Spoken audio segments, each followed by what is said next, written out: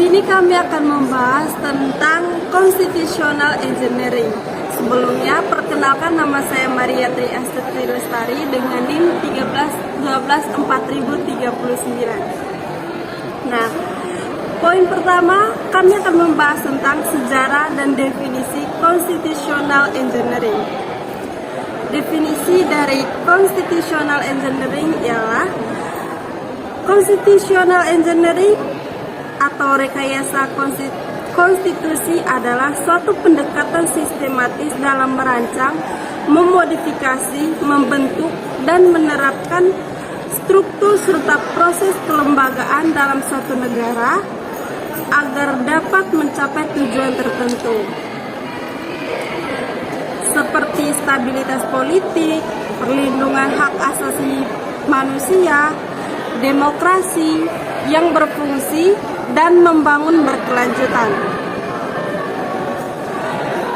Istilah ini pertama kali populer digunakan dalam kajian ilmu politik dan hukum tata negara sejak tahun 1980-an, terutama oleh ilmuwan politik Aaron Litzpark yang banyak meneliti sistem pemerintahan dan desain konstitusi di negara-negara pasca kolonial dan transisi demokrasi.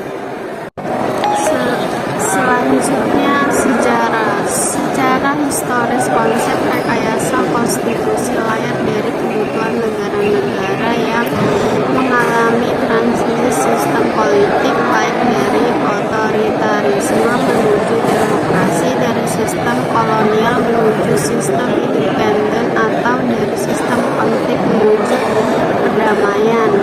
Rekayasa konstitusi dipandang sebagai jalan untuk menciptakan konsensus sosial politik dengan mendesain institusi yang eksekutif, adaptif, dan responsif terhadap keragaman etnis, agama, bahasa, dan ideologi dalam masyarakat. Beberapa contoh penting dari penerapan rekayasa konstitusi antara lain Afrika Selatan pasca apartheid 1946,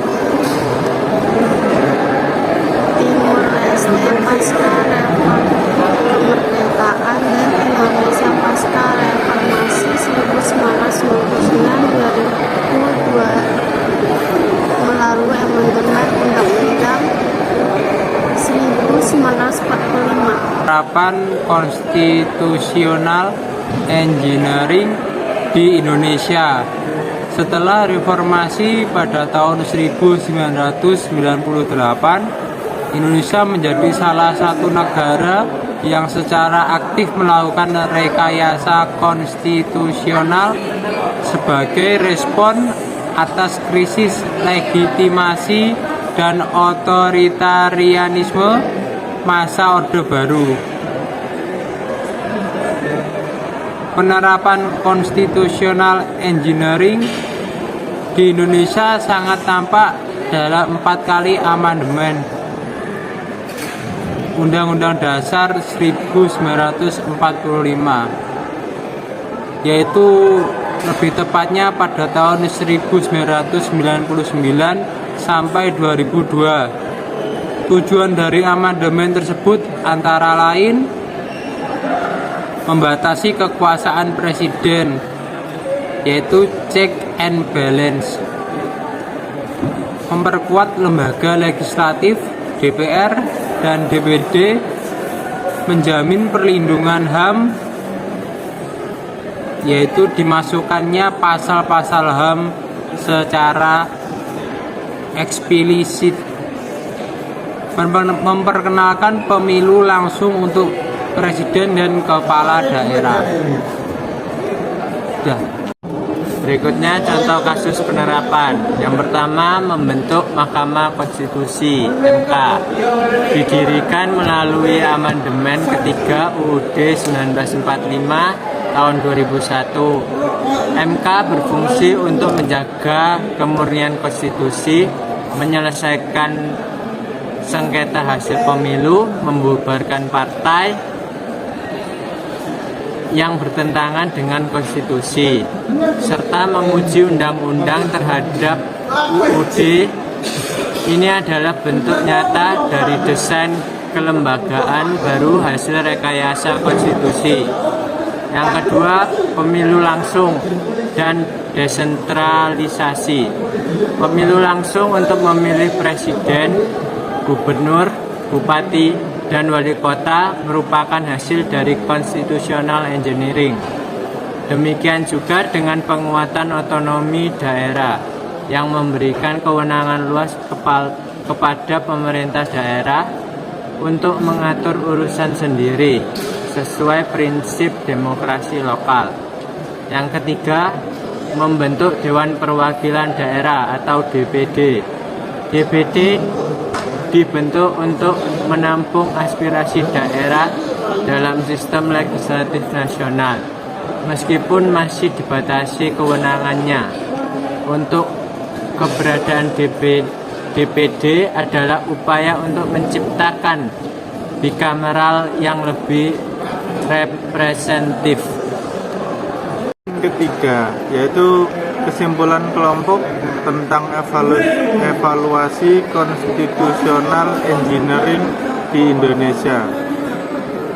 Constitutional engineering di Indonesia merupakan respon yang sangat penting dan relevan terhadap dinamika sosial sampai politik pasca reformasi.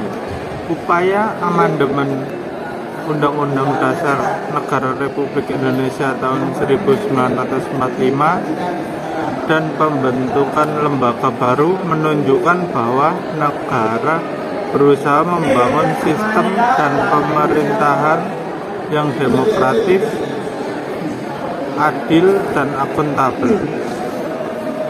Namun demikian, beberapa tantangan yang masih harus diselesaikan antara lain ketimpangan wewenang antara lembaga tinggi negara, lemahnya fungsi pengawasan legislatif,